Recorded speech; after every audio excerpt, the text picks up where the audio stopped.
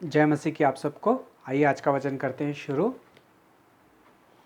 आज का वचन प्रेरितों के काम, उसका 6 अध्याय और 7 अध्याय। हम आज 6 और 7 को ध्यान करने वाले हैं। आप अपने इस अध्याय को 6 और 7 को पूरों को आप अध्याय को पूरे को पढ़ सकते हो आप, लेकिन मेरे पास समय कम है इसलिए मैं उसका एक ही वचन पढ़ूंगा। मैं 6 अध्याय और उसका 5वां वचन पढ़ूंगा। आप लोग भी अपनी बाइबल में निकाल लीजिए। ये बात सारी मंडली को अच्छी लगी और उन्होंने त्रिफुलुस नामक एक पुरुष को जो विश्वास और पवित्र आत्मा से परिपूर्ण था। आइए प्रार्थना करते हैं। प्यारे प्रभु जी, धन्यवाद स्तुति और बड़ाई के साथ आपके चरणों में आके झुक जाके दंडवत प्रणाम करते हैं। समय दिया उसके लिए भी धन्यवाद देते हैं प्रभु जी। समय दिया उसके लिए भी धन्यवाद देता हूँ प्रभु जी। दया करके सहायता और मदद करें प्रभु जी। वचन के द्वारा प्रभु जी आप हमसे बात करें, हमारी कमी घटियों को पूरा करें और अपना महिमा करने के लिए प्रभु जी आप इस्तेमाल करें। हमारी प्रार्थना विनती को प्रभु यीशु मसीह के नाम से मांगते हैं, आमीन। प्रेरितों के काम 6 अध्याय और उसका 5वां वचन। ये बात सारी मंडली को अच्छी लगी और उन्होंने त्रिफुलुस नाम एक पुरुष को जो पवित्र आत्मा से परिपूर्ण था चुन लिया। आज हम एक दास के बारे में बात करने वाले हैं, जो दास जिसने अपने जीवन को शुरुआती जीवन में शुरू में ही उसने अपने जीवन को प्रभु यीशु मसीह के लिए समर्पण कर दिया और प्रभु यीशु मसीह के लिए ही उसने अपनी जान भी दे दी। जब लोग उसको मार रहे थे पत्थरों से और फिर भी वो लोगों के लिए उसके मुंह से लोगों के लिए बदुआ नहीं निकली, मगर उन सब के लिए परमेश्वर से दुआ करता है वो, है प्रभु यीशु मसीह इनको माफ़ कर दे, क्योंकि ये लोग नहीं जानते कि ये लोग क्या कर रहे हैं। आज हम बात करेंगे स्तिफुलुस के बारे में। स्तिफुलुस उस टाइम वो सेवा में आया था जब प्रेरितों के कामों के जब प्रेरित लोग 12 प्रेरित जब उन लोगों ने परमेश्वर के उठाए आसमान पे ऊपर जाने के बाद में प्रभु यीशु मसीह के बाद में जो था सुसमाचार जब सुनाया था उन लोगों ने, जब वो सुसमाचार सुनने वालों में से एक था स्तिफुलुस, जिसने प्रभु यीशु मसीह का सुसमाचार सुना था और उसे अंगीकार किया और उसके ऊपर विश्वास किया और उसने बपतिस्मा लिया और प्रभु यीशु मसीह के ऊपर विश्वास किया और नया जन्म उसने स्तिफुलुस ने भी पाया और उसने फैसला कर लिया कि अब मैं जीऊंगा तो प्रभु यीशु मसीह के लिए, अगर मरूंगा तो भी मैं प्रभु यीशु मसीह के लिए ही। जब मंडली जब बढ़ते जा रही थी तब मंडली में थोड़े से झगड़े जब शुरू हो गए थे, तब पवित्र आत्मा से भरे हुए उन 12 प्रेरितों ने ये फैसला लिया कि हम लोग कुछ सात पुरुष जो पवित्र आत्मा से परिपूर्ण हैं उनको हम लोग चुनेंगे मंडलियों के लिए और उन्हें सुसमाचार के लिए भेजेंगे। और उनमें से उन 7 में से एक था ये जो स्तिफुलुस था, और इस स्तिफुलुस को भी उन लोगों ने चुना था मंडली में से और उसके सर के ऊपर हाथ रख के प्रार्थना करके और उसे विदा किया था ताकि वो जाके सुसमाचार परमेश्वर का सुना सके। जब वो पवित्र आत्मा से परिपूर्ण था तो वो बहुत ही सुसामर्थ्य से परमेश्वर का काम करने लग गया।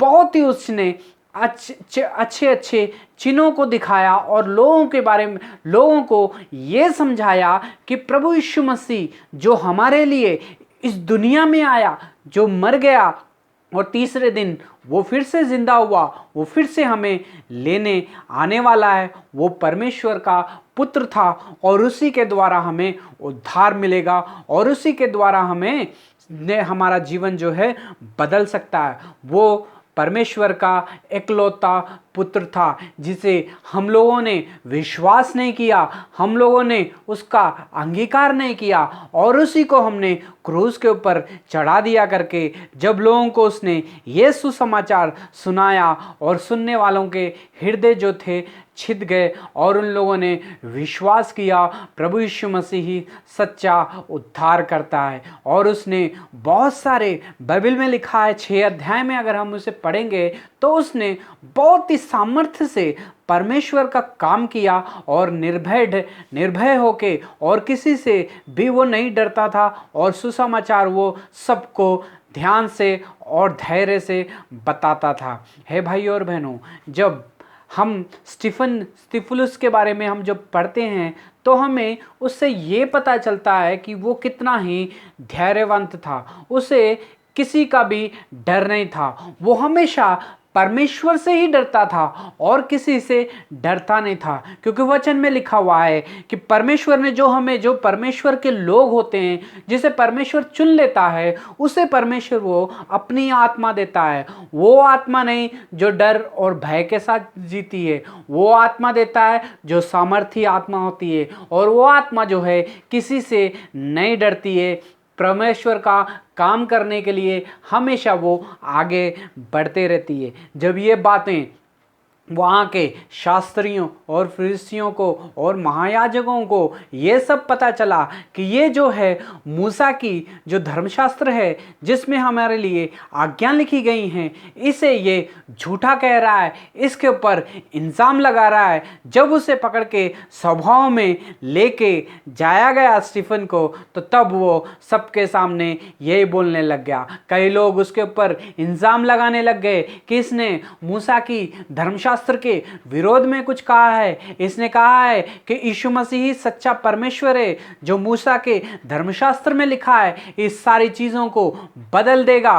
प्रभु यीशु मसीह ये जो है ये प्रचार कर रहा है करके उसने सारे लोगों ने उसके बारे में आके यही कहा, और ऐसी झूठी गवाही उसके लिए स्टीफन के लिए देना जब शुरू कर दिया लोगों ने, तब वो सभाओं के बीच में ठहर के उसने सबको वो बताया जो कि वो लोग भी नहीं जानते थे। उसने उत्पत्ति से लेके प्रभु यीशु मसीह के जन्म तक उसने जो कुछ भी भविष्यवाणियां हुई थी, जो कुछ भी घटा था, उन सबको उसने पूरा क्लियरली बताया। उसने बताया कि अब्राहम को परमेश्वर ने चुना और परमेश्वर ने उसे कहा कि अपनी इस जन्मभूमि को छोड़ के उस देश में चला जा। जब वो उस देश में चले गया, उसे फिर से परमेश्वर ने प्रतिज्ञा दी कि मैं ये देश जो है तेरे वश में कर दूंगा और ये तेरी संतान को दे दूंगा, जबकि उसका कोई संतान ही नहीं थी। परमेश्वर ने उसे तब प्रतिज्ञा की थी जब अब्राहम की कोई संतान ही नहीं थी। जब फिर से परमेश्वर ने उसे आशीष दी और उसे इसहाक दिया, इसहाक के द्वारा याकूब को उत्पन्न किया, याकूब के द्वारा उसने 12 गोत्रों को बनाया। 12 गोत्रों में से का लोग जो थे मिस्र में चले गए थे, वहां पे जाके उन लोगों ने 400 साल तक दुख उठाया और परमेश्वर ने उन लोगों की गिड़गिड़ाहट को सुना। उन लोगों की रो रहे थे वो लोग इजराइली, परमेश्वर ने वो सब सुना और परमेश्वर ने अपनी प्रतिज्ञा को याद किया जो उसने अब्राहम से की थी कि मैं तेरे वंश को आगे बढ़ाऊंगा। और फिर से परमेश्वर ने मूसा को दिया, और मूसा जब बचपन में जब वो छोटा था, तब मूसा जब छोटा था और सुंदर था, तो सारे इजराइली, जब मिस्र की राजा ने कहा कि बच्चों को मार दो, तो 3 महीने तक जब मूसा को भी बचा के रखा, फिर उसे छोड़ दिया गया, तो फिर फिरौन की बेटी ने उसे पाला। जब वो बड़ा हो गया, जब आपस में इजराइली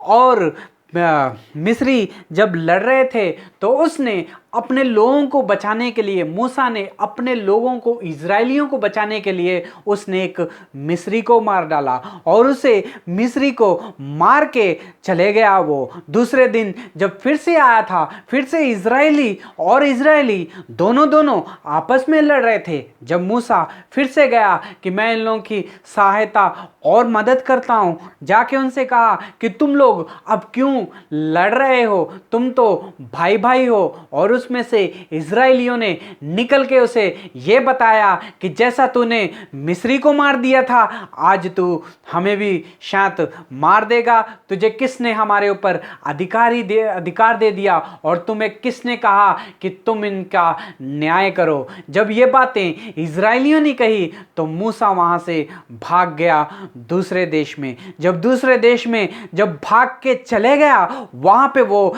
40 साल तक रहा। 40 साल के बाद में फिर से परमेश्वर ने उसे दर्शन दिया और कहा कि चलो अब इजराइलियों को बचाने के लिए चलते हैं। जब इजराइलियों को बचाने के लिए परमेश्वर ने मूसा को चुना और जब मूसा ने आके इजराइलियों को कहा कि परमेश्वर ने मुझे तुम्हारे लिए चुना है, तुम्हें यहां से बाहर लेके जाने के लिए, इसलिए मैं यहां पे आया हूं, तब वो बात याद आती है उन लोगों को कि जैसे कि पहले जब मूसा ने कहा था कि तुम आपस में क्यों लड़ रहे हो, तो इजराइलियों ने कहा था कि तुम हमारे ऊपर अधिकार चलाने वाले हो, क्या तुम हमारा न्याय करने वाले हो? तुम हमारा न्याय क्यों करोगे?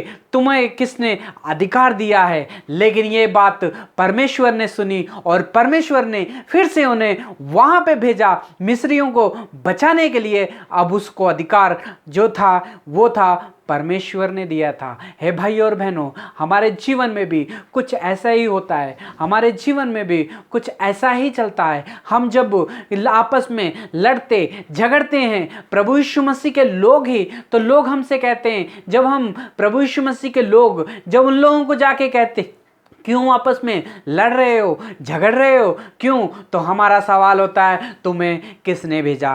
तुम हमारे ऊपर क्यों बोल रहे हो? तुम हमारे ऊपर क्या बड़े हो? तू क्या मेरा बाप लगता है, या मेरा भाई है, या हमारा पास्टर है, या हमारा चरवाहा है करके हम लोग उससे लड़ना शुरू कर देते हैं। हे भाई और बहनों, जब परमेश्वर का कोई दास, अगर कोई संतान जो प्रभु यीशु मसीह के खून से धुल चुका है, अगर वो आपस में तुम लोग लड़ रहे हो, अगर वो आके आपसे कह रहा है कि आके मत लड़ो, एक दूसरे के साथ सहभागी रखो, एक अपने पड़ोसियों से प्यार करो, जब ये वचन कह रहा है तो भाई और बहनों, वो वचन, वो अधिकार उसे किसने दिया? परमेश्वर ने दिया थे। इसलिए परमेश्वर के लोगों की इज्जत करो, परमेश्वर के लोगों का कहने को मानो और उसी के साथ तुम लोग भी उसको मानो और उसके अनुसार चलो। और हमारा जीवन ऐसा होता है कि हम जो है परमेश्वर के लोगों के, परमेश्वर के वचन को भूल के जो है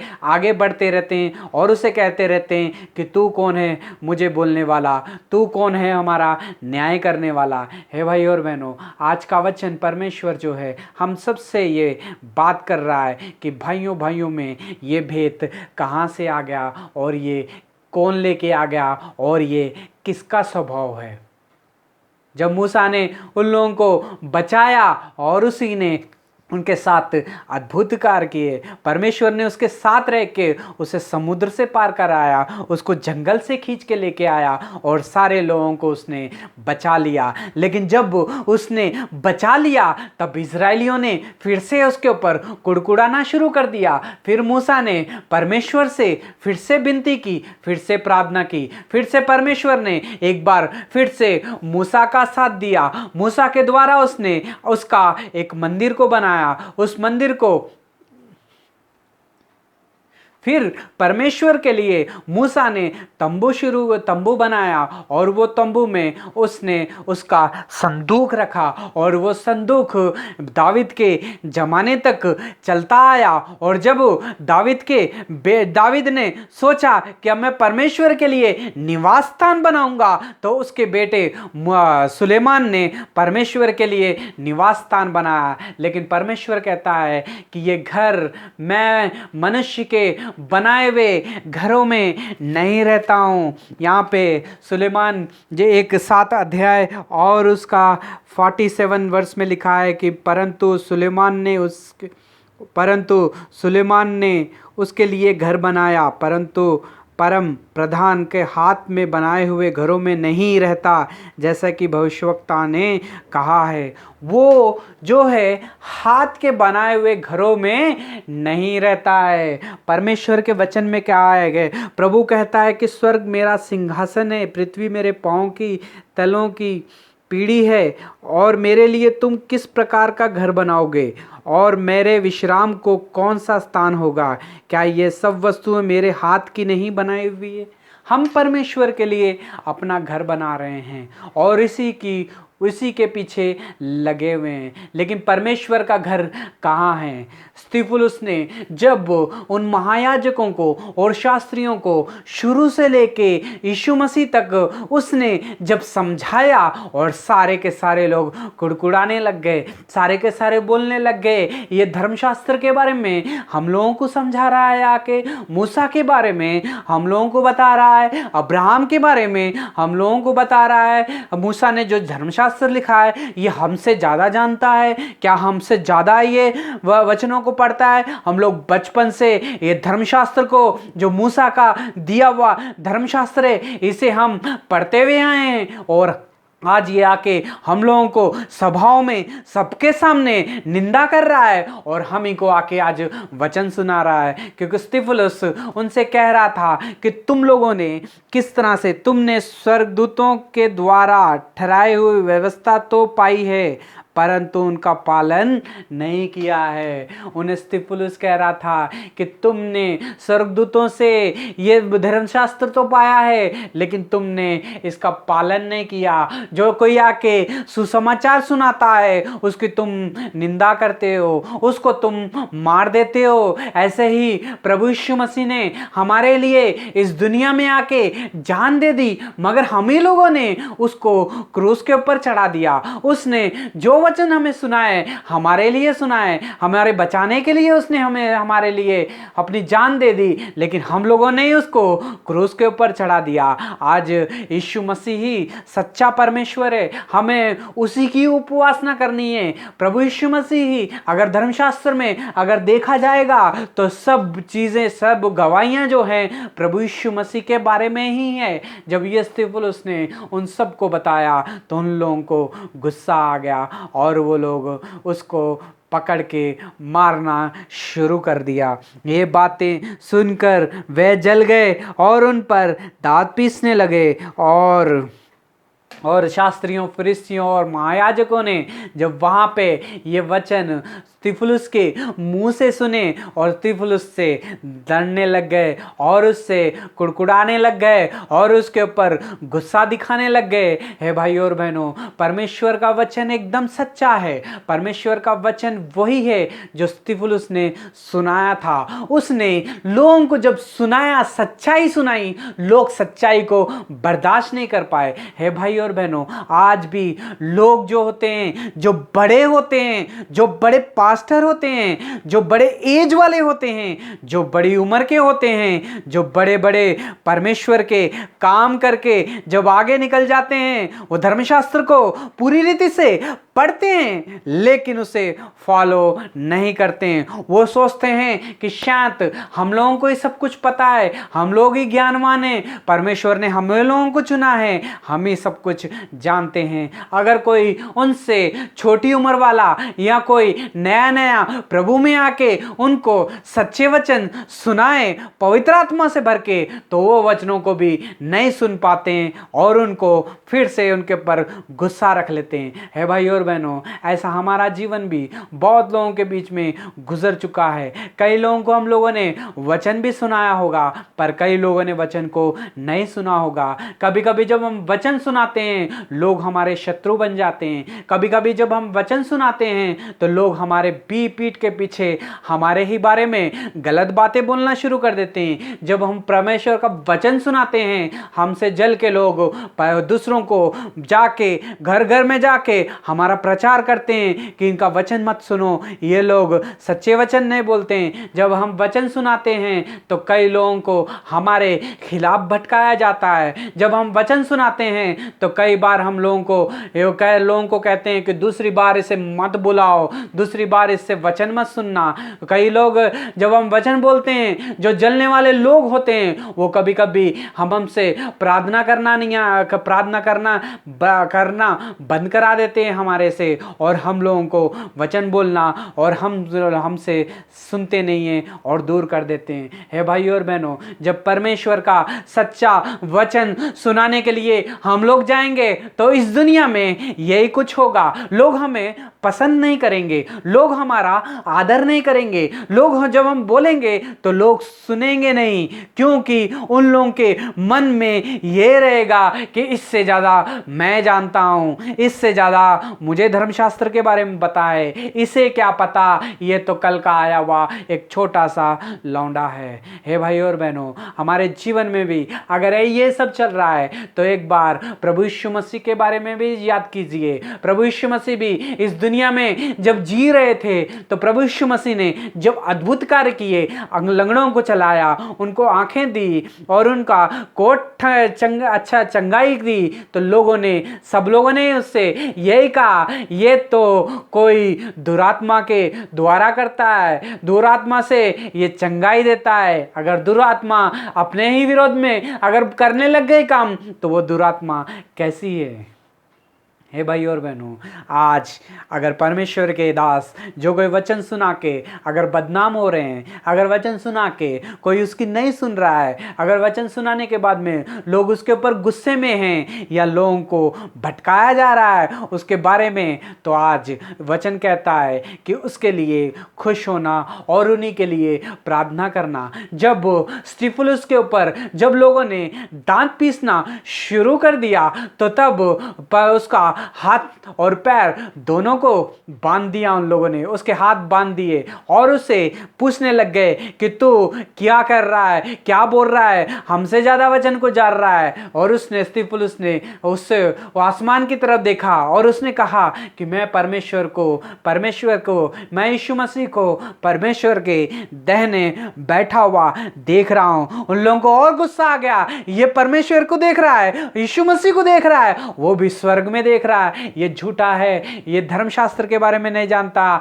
ये मूसा के धर्मशास्त्र को झूठा कह रहा है और अपने रूल हम पर लाद रहा है करके उसको नहीं सुनी। और उन लोगों ने उससे शहर के बाहर लेके जाके उसके ऊपर पत्थरवा शुरू कर दिया। पत्थरवा तब तक उसके ऊपर किया उन लोगों ने जब तक उसकी जान नहीं निकल गई। और परमेश्वर के सामने वो घुटने टेक के एक ही प्रार्थना करता रहा स्तिफनुस, हे परमेश्वर, मेरी आत्मा को मैं तेरे हाथों में सौंप देता हूं और मैं ये प्रार्थना करता हूं कि इन लोगों ने मेरे ऊपर पत्थर डाल के मार दिया है, मुझे मार रहे हैं, लेकिन ये गलती, इसकी सजा इनके ऊपर मत लादना, क्योंकि ये नहीं जानते कि ये लोग क्या कर रहे हैं।